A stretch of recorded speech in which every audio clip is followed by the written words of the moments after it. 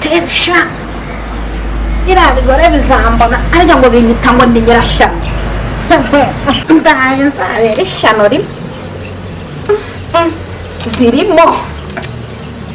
uriya mugabo ntazambona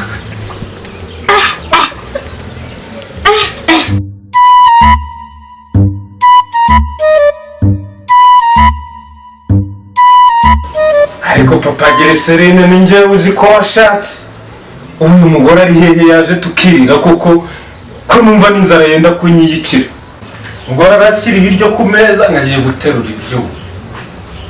gusa arabona nisonzeye ko inzara igiye kunyica reka nze murebe mbanze umubiteho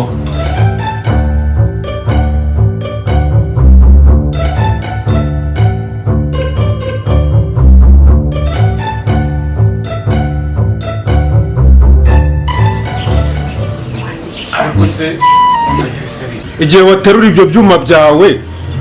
ntabwo uri bubitero waje tukarya ko numva inzara igiye kunyiyicira numva nisonzeye enda ngwino hano nkwereke shyira hasi ibyo byuma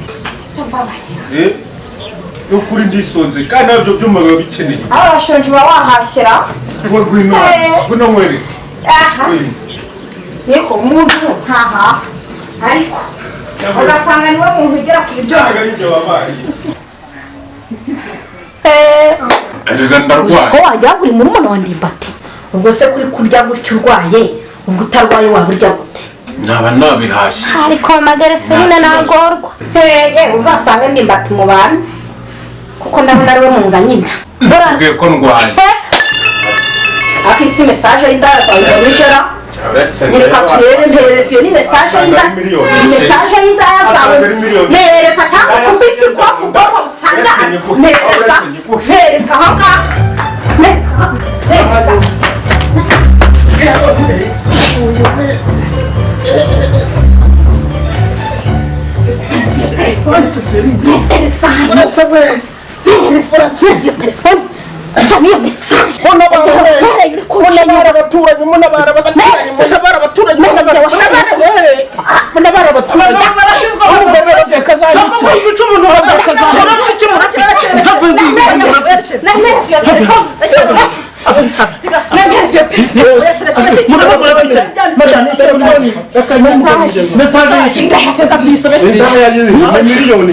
miliyoni reka turebe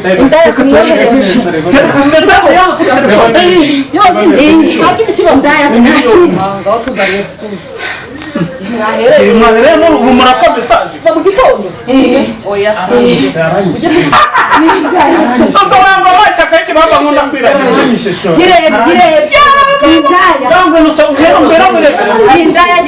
mesaje yatiguye yamaye miliyoni ngo hahiye gura amayinite uhabwe 100 y'inyongera ko ukoreshe Airtel Money ubu niyo yaranyuze abinde ko mupfuye abaturanyi banguma barakomanga ibyuma baraterura njye nari nzi ngo ni y'indaya iyo usaba ni y'abagore ndaje kwiga wari kumbona niyo mahirwe ugize cyo